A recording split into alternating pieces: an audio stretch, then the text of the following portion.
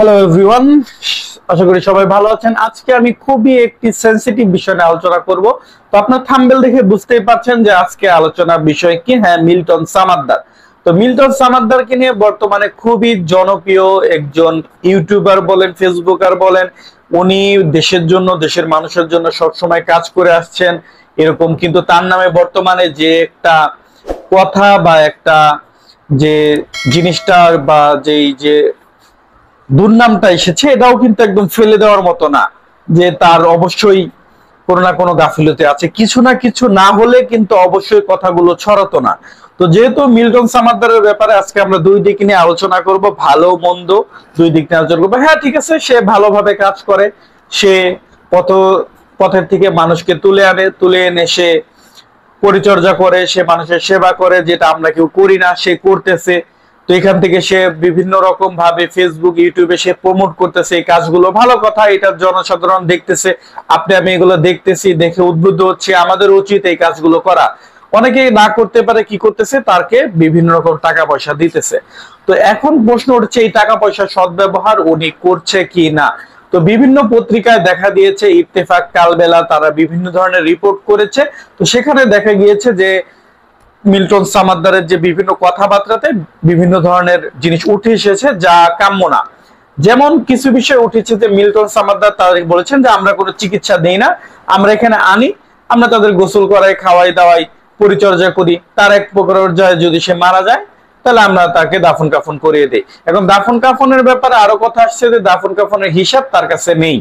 ভালো কথা, দাফন কাফনের হিসাব নেই। বর্তমানে কবরস্থান খুবই একটি দামি একটি জায়গা হয়ে দাঁড়িয়েছে, একটা কবর ঢাকা শহরে দেওয়া খুবই টাফ ব্যাপার। কিন্তু এখন প্রশ্ন হলো, যদি উনি এখানে খরচা নাই বা করে, তাহলে একটা জিনিস ভেবে দেখেন যে উনি দেখা যায় 3-4 মাস আগে উনি ফেসবুকে পোস্ট দিছে কি যে হ্যাঁ আমাদের এইখানের এত এত লোক আছে, তাদের খাবারের জন্য আমাদের টাকা দরকার, এই দরকার ওই দরকার, তো আমাদের কিছু টাকা পয়সা সবাই ডোনেট করে। তো দেশের বাইরে থেকে আমি হয়তো বা দিই নাই, অনেকে দিছে। তো এরকম অনেকেই দিছে, যারা দিতেছে তারা বলতে পারবে।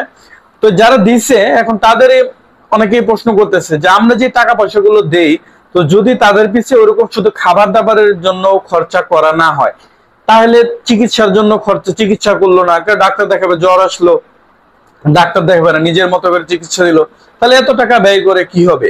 আবার একটা জিনিস খেয়াল করে দেখবেন আপনারা, উনি 2-3 মাস আগেও পোস্ট দিছে যে আমাদের চাল নাই, টাল নাই, আমাদের এই বিল্ডিং এ এই নাই ওই নাই, আমাদের এটা করতে হবে, এটার জন্য টাকা দরকার, আমাদের ফান্ড নাই, আপনারা টাকা পাঠান, এই করেন ওই করেন। উনি ফেসবুকে একটার পর একটা লাইভ দিতেছে, একটার পর একটা পোস্ট করতেছে, একটার পর একটা জিনিস করতেছে।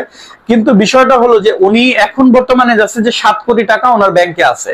তো যদি 7 কোটি টাকা ওনার ব্যাংকে থাকে, তাহলে তিনি গত 2 মাস আগে উনি চাল নাই, ডাল নাই, এইগুলা বইলা কেন উনি টাকা পয়সার জন্য অবশ্যই ফেসবুকে লাইভ করতেছে। তো এখানে একটা অবশ্যই ওনার কোনো অসৎ উদ্দেশ্য আছে। আপনার কাছে 7 কোটি টাকা আছে, আপনি এটা খরচ করতে থাকেন, তারপরে আস্তে আস্তে আরো টাকা তো আসতে থাকবে।